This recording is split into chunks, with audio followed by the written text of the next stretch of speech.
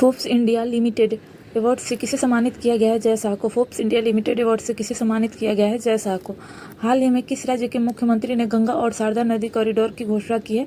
उत्तराखंड के। हाल ही में किस राज्य के मुख्यमंत्री ने गंगा और शारदा नदी के कॉरिडोर की घोषणा की है? तो उत्तराखंड के। हाल ही में जारी फ्री स्पीच इंडेक्स में भारत कौन से स्थान पर है? 24वें।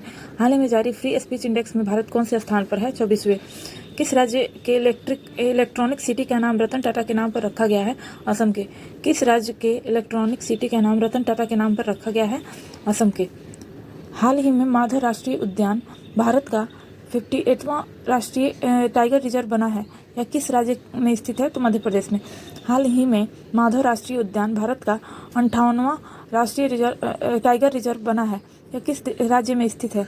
तो मध्य प्रदेश में। हाल ही में कौन भारत की पहली महिला विधि सचिव बनी है? तो अंजू राठी राणा। हाल ही में कौन भारत की प्रथम महिला विधि सचिव बनी है? अंजू राठी राणा। आईफा अवार्ड 2025 में किसे बेस्ट फिल्म पुरस्कार मिला है? तो लापता लेडीज को। आईफा अवार्ड 2025 में किसे बेस्ट फिल्म पुरस्कार मिला है? तो लापता लेडीज को। हाल ही में जर्मनी के नए चांसलर कौन बने हैं? Friedrich Merz. हाल ही में जर्मनी के नए चांसलर कौन बने हैं? फ्रेडरिक मर्ज बने हैं।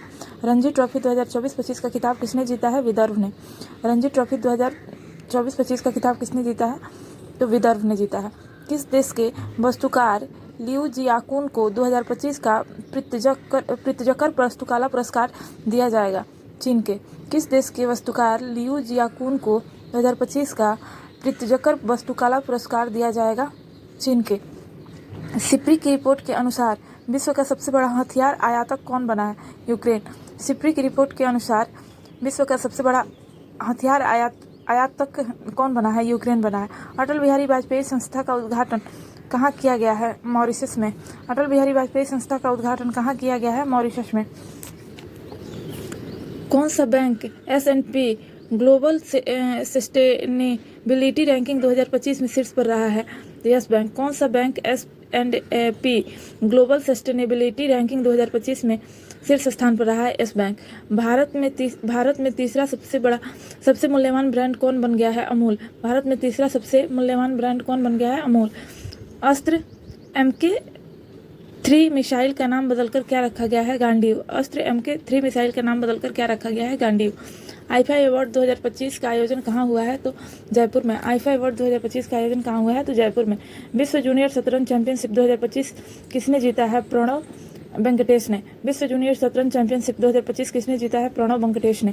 हाल ही में भारत की सबसे अमीर महिला कौन बनी है? तो रोशनी नाडर। हाल ही में भारत की सबसे अमीर महिला कौन बनी है? रोशनी नाडर। दुनिया का तीसरा सबसे मजबूत बीमा ब्रांड कौन बना है? LIC। दुनिया का तीसरा सबसे मजबूत बीमा ब्रांड कौन बना है? LIC। पूर्वोत्तर भारत के किस राज्य में चापचर कूट त्यौहार मनाया गया? मिजोरम में। पूर्वोत्तर भारत के किस राज्य में चापचर कूट त्यौहार मनाया गया है? मिजोरम में। 24वां विश्व सतत विकास शिखर सम्मेलन 2025 कहाँ संपन्न हुआ है? नई दिल्ली में। 24वां विश्व सतत विकास शिखर सम्मेलन 2025 कहाँ संपन्न हुआ है? नई दिल्ली में। प्रग मास्टर्स 2025 का खिताब किसने जीता है? अरविंद चिदम्बरम ने। प्रग मास्टर 2025 शतरंज का खिताब किसने जीता है? अरविंद चिदम्बरम ने। भारत में यूनेस्को के लिए अंतिम सूची में कितनी संपत्तियों को जोड़ा गया है? तो 6। भारत ने यूनेस्को के लिए अंतिम सूची में कितनी संपत्तियों को जोड़ा है? तो 6। PM सूर्यघर योजना स्थापित करने में कौन सा राज्य शीर्ष पर रहा है? तो गुजरात। PM सूर्यघर योजना स्थापित करने में कौन सा राज्य शीर्ष पर रहा है? तो गुजरात रहा है। चर्चा में रहा सज्जनगढ़ अभ्यारण्य किस राज्य में स्थित है? राजस्थान में। चर्चा में रहा सज्जनगढ़ अभ्यारण्य किस राज्य में स्थित है? तो राजस्थान में। UIDAI के आधार सेवाओं को बेहतर बनाने के लिए हाल ही में किसके साथ समझौता किया है? तो सर्वम AI के साथ। UIDAI ने आधार सेवाओं को बेहतर बनाने के लिए हाल ही में किसके साथ समझौता किया है? तो सर्वम AI के साथ।